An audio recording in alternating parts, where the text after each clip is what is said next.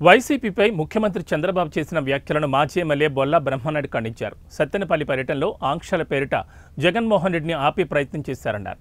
మరణించిన వ్యక్తిపై సీఎం స్థాయి వ్యక్తి తప్పుడు ఆరోపణలు చేయడం సబబు కాదన్నారు.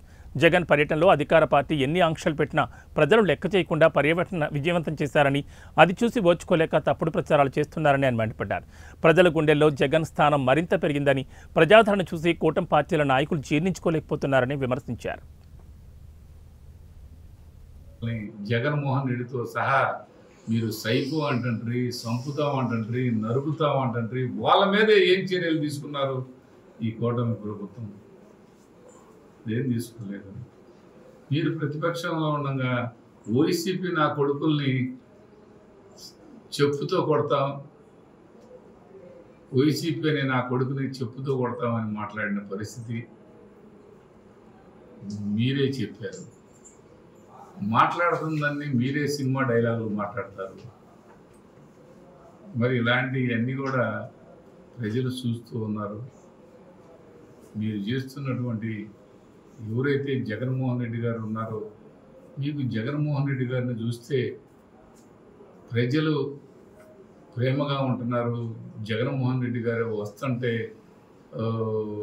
ప్రజలు ఎక్కువ ప్రతి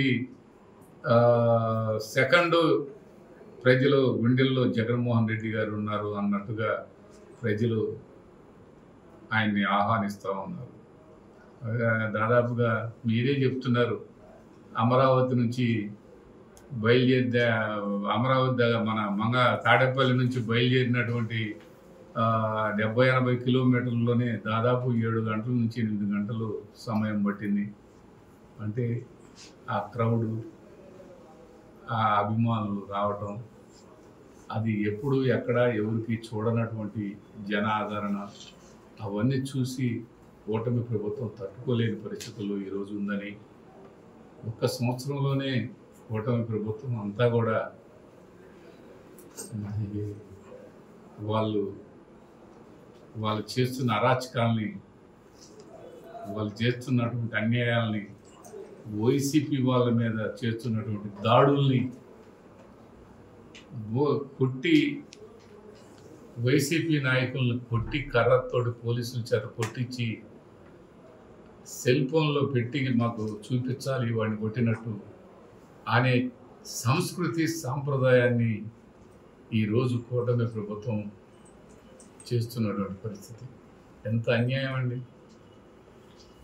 వాళ్ళ కాడికి వాళ్ళు చెప్పినట్టు వినకపోతే వాళ్ళు మా ఇంటికి వచ్చి మమ్మల్ని కాళ్ళు కొట్టుకోవాలి అనే పరిస్థితి వాళ్ళ కూటమి ప్రభుత్వం చూపిస్తున్నటువంటి, అది నిజంగా అది ఆ ఆనందం ఏంటో మరి. అది వాళ్ళు వచ్చి వైసీపీ వల్ల మమ్మల్ని చూస్తుండగా వైసీపీ వాళ్ళని కొట్టాలని పోలీసులకు చెప్పటం, వాళ్ళు ఆనందించటం, ఇవన్నీ కూడా కరెక్ట్ కాదని ప్రజలు తెలుసుకుంటున్నారని, కొట్టినా కూడా ప్రజలు కడితే కొట్టండి, సంపద